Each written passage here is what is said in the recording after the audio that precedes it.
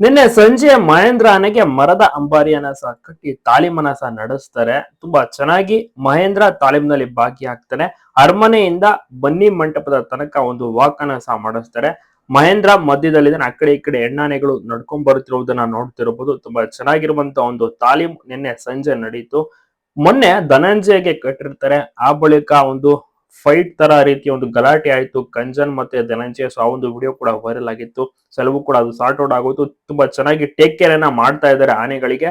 ನಂತರದಲ್ಲಿ ನಿನ್ನೆ ಮತ್ತೆ ಅರಮನೆಯಲ್ಲಿ ಬಹಳಷ್ಟು ರೀತಿಯಲ್ಲಿ ಅಂಬಾರಿಯನ್ನ ಸಹ ಕಟ್ತಾರೆ. ಮರದ ಅಂಬಾರಿಯನ್ನ ಮಹೇಂದ್ರನಿಗೆ ವಾಕ್ ನಲ್ಲಿಯೂ ಸಹ ಎಲ್ಲರೂ ಪಾಲ್ಗೊಳ್ತಾರೆ. ಅದೇ ಒಂದು ವಿಡಿಯೋನ ಸಹ ನೋಡ್ತಿರ್ಬೋದು. ನಿನ್ನೆ ಒಂದು ಸಂಜೆ ವಿಡಿಯೋ ತುಂಬಾ ಚೆನ್ನಾಗಿ ವಾಕ್ ಕೂಡ ನಡೀತು.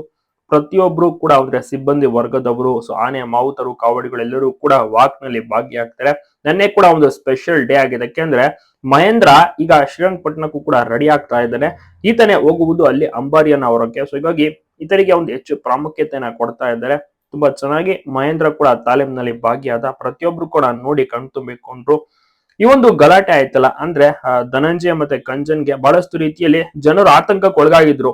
ಎಲ್ಲಿ ಮತ್ತೊಮ್ಮೆ ಏನಾದ್ರೂ ಈ ರೀತಿ ಆಗ್ಬಿಡುತ್ತೋ ಅಂತ. ಆದ್ರೆ ಅಧಿಕಾರಿಗಳೇ ತಿಳಿಸಿದ ಆ ರೀತಿಯನ್ನು ಕೂಡ ಪ್ಯಾನಿಕ್ ಆಗೋದು ಬೇಡ. ನಮ್ಮ ಆನೆಗಳನ್ನ ದೂರದಿಂದಲೇ ನೋಡಿ ಸಾಕು. ಹತ್ತಿರಕ್ಕೆ ಯಾರು ಕೂಡ ಬರಕ್ ಹೋಗ್ಬೇಡಿ. ದೂರದಿಂದ ನೋಡಿ ಎಂಜಾಯ್ ಮಾಡಿ, ಫೋಟೋ ವಿಡಿಯೋ ಕೂಡ ಮಾಡ್ಕೊಳ್ಳಿ, ಪರವಾಗಿಲ್ಲ ಅಂತ ಕೂಡ ಅಧಿಕಾರಿಗಳು ತಿಳಿಸಿದ್ದಾರೆ. ಅದೇ ರೀತಿ ದೂರದಿಂದಲೇ ಪ್ರತಿಯೊಬ್ರು ಕೂಡ ನೋಡಿ ಎಂಜಾಯ್ ಮಾಡಬಹುದು. ಸೊ ನಿನ್ನೆ ಮಹೇಂದ್ರ ಆನೆ ಕೂಡ ಅಷ್ಟೇನೆ ತಾಲೀಮ್ನಲ್ಲಿ ತುಂಬಾ ಚೆನ್ನಾಗಿ ಭಾಗಿಯಾಗಿ ಪ್ರತಿಯೊಬ್ರು ಕೂಡ ನೋಡಿ ಖುಷಿ ಪಟ್ರು. ಇನ್ನೇನು ಕೆಲವು ದಿನಗಳು ದಸರಾ ಬಾಕಿ ಇದೆ ಅಷ್ಟೇ. ದಸರಾ ತಯಾರಿ ತುಂಬಾ ಚೆನ್ನಾಗಿ ನಡೆಯುತ್ತಿದ್ದು, ಪ್ರತಿಯೊಂದು ಆನೆಗಳಿಗೂ ಕೂಡ ಮರದ ಅಂಬಾರಿಯನ್ನ ಕಟ್ಟೋಕೆ ಶುರು ಮಾಡಿದ್ದಾರೆ. ಅಭಿಮನ್ಯು ನಂತರದಲ್ಲಿ ಧನಂಜಯಗೂ ಸಹ ಕಟ್ತಾರೆ. ಅವತ್ತು ಮಳೆ ಇದ್ದಂತ ಕಾರಣ ಅರಮನೆ ಹೊರಗಡೆ ಬರಕ್ ಸಾಧ್ಯವಾಗ್ಲಿಲ್ಲ. ಅರಮನೆ ಒಳಗಡೆನೆ ರಿಹರ್ಸಲ್ಸ್ ಪ್ರಾಕ್ಟೀಸ್ ಕೂಡ ಮಾಡ್ಕೊಂಡ್ರು. ಸೊ ನಿನ್ನೆ ಮಹೇಂದ್ರನಿಗೆ ಅಂಬಾರಿಯನ್ನ ಸಹ ಕಟ್ಟಿ ತುಂಬಾ ಚೆನ್ನಾಗಿ ಭಾಗಿಯಾದ್ರು.